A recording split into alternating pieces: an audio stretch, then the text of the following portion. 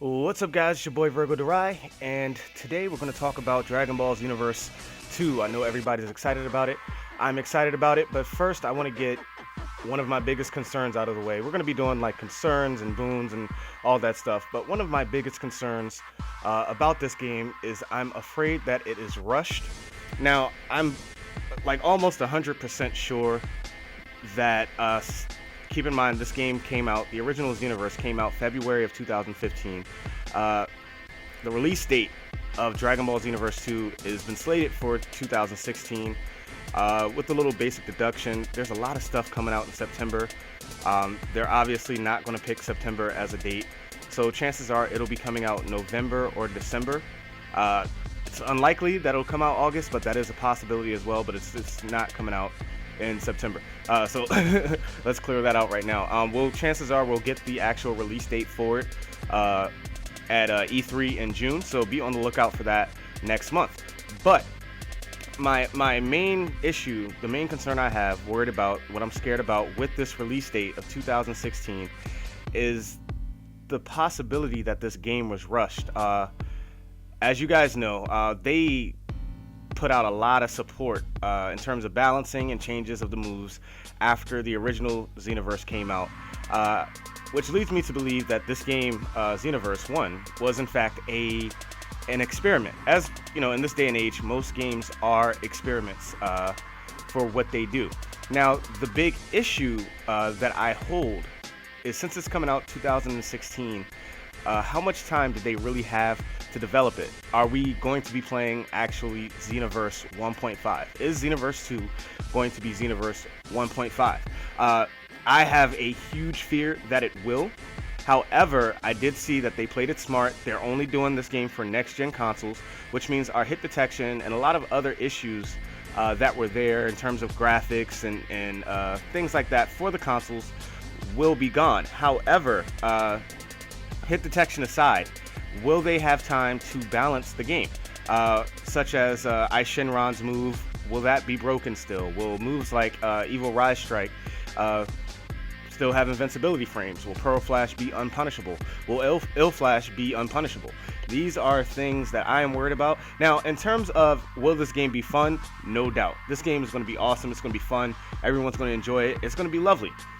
But will it be balanced? Will we be able to take the World Tournament mode that, you know, damn near never came out until like the end, where people weren't even playing the game anymore? Will we be able to take these types of modes seriously? And what besides characters will they have added that's new? Now, as many of you know, the series of Dragon Ball Super is doing great in Japan. A lot of us are watching it here in America. So you know there are going to be characters, but how many of those characters will be DLC characters? On top of which, will they mess up again where they'll introduce maybe an antagonist, and make that antagonist DLC or unplayable at all? These things all combined makes me wonder, did they have enough time to go in and correct all of their mistakes? Now, a lot of you may not know, but recently, I want to say about a month or two ago, they recently updated Xenoverse 1, but the update didn't really affect much. It affected like one or two of the moves, and they weren't even the problematic moves and glitchy things. So as you can see, they're still experimenting on this game, getting the code right, and it looks like they're transferring over pretty much the code for this game. I haven't seen the gameplay yet, but it looks like to me that they're going to transfer over pretty much all of the code from this game, update the graphics, and repackage it. And I'm really hoping that this is not going to be a Xenoverse 1.5. I really want it to have a decent story mode. I want it, you know, in terms of the story mode that they did, I'm pretty sure you can write a story and execute a story. That's not the hard part. The hard part mainly is the gameplay itself. The next thing, connection issues. Hit detection aside, connecting to a lot of opponents because of the way we connected into Toki Toki City. And by the way, it looks like they have a new city, but we didn't play essentially console to console. We connected to Toki Toki City and then connected to our opponents from there. So I'm hoping that, you know, despite Toki Toki City as a hub area, I really do hope that they change how we connect to each other's consoles. So these are all of the concerns that I have with the early release date, not just with general gameplay. We'll get into all of that later. But guys, what I want you to do is anything that you feel like I missed, or anything you feel like you want to discuss in terms of this early release date.